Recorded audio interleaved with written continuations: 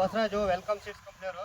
ನಾವಿಲ್ಲಿ ಬಸಾಪುರ ಗ್ರಾಮ, ಹಾವೇರಿ ಜಿಲ್ಲೆ, ಹಾವೇರಿ ತಾಲೂಕು, ಮಾತೇಶ್ ಹುಲ್ಲೂರು ಅವ್ರ ಪ್ಲಾಟಿಗೆ ಬಂದಿದ್ವಿ. ಮಾತೇಶ್ ಅಣ್ಣವರು ನಮ್ಮ ಅಣ್ಣಾಜಿ ಕ್ಯಾಬೇಜ್ ಬೆಳೆದಾರೆ, ಅದ್ರ ಬಗ್ಗೆ ಅವರ ಅಭಿಪ್ರಾಯ ಹೇಳ್ತಾರೆ. ಮಾತಾಡ್ರಿ ಮಾತೇಶ್ ಅಣ್ಣ. ನಾವು ಹೋದರ್ಸ ಈಗಾಗಲೇ ಭಾಳ ಸದದ ಹಾಕ್ಯಂತ ಬರಾಕತ್ತಿದ್ದೇವ್ರಿ. ಲೆಕ್ಕೂರ್ಗೊಂದು ಹಾಕ್ತದ್ರಿ, ಅವ್ರು ನೋಡಿ ನಾವು ಹಾಕ್ಯಂತ ಬರ್ತಾ ಇದೇವ್ರಿ. ಹೋದರ್ಸ ಅಣ್ಣಾಜಿ ತಂದು ಹಾಕಿದ್ರಿ, ಚಲೋ ಬಂದಿದ್ರಿ ನಮ್ಮ ಪ್ಲಾಟ್.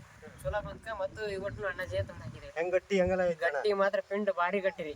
ಗಟ್ಟು ಆ ಗಟ್ಟಿರೋ ಸಲುವಾಗಿ ಹೋದರ್ಸ ಹಾಕಿದ್ ಮತ್ತೆ ಹೊಳ್ಳಿ ಅದ ತಂದು ಹಾಕಿದೇವಿ. ಈ ವರ್ಷ ಭಾರಿ ಪಿಂಡ್ ರೀ, ಅದು ಮಾರ್ಕೆಟ್ನು ಭಾರಿ ಹೋಗೋದಾಗತ್ರಿ. ಈಗೇನು ಖರೀದಾರ ಬರ್ತಾ ಇದ್ದಾರೆ, ಖರೀದಿದಾರ ಬಂದು ಹೋಗ್ತಾ ಇದಾರೆ. ನಾವು ರೇಟಿನ ಸಲುವಾಗಿ ಸ್ವಲ್ಪ ಇದು ಮಾಡ್ತಾ ಇದ್ದೇವೆ. ಏನು ರೇಟ್ ಡಿಮ್ಯಾಂಡ್ ಆಗ್ತಾ ಇದೆ? ಡಿಮ್ಯಾಂಡ್ ಆಗ್ತಾ ಇದೆ. ರೈತರಿಗೆ ಏನಂತೀರ ಅಣ್ಣಾಜಿ ಬಗ್ಗೆ?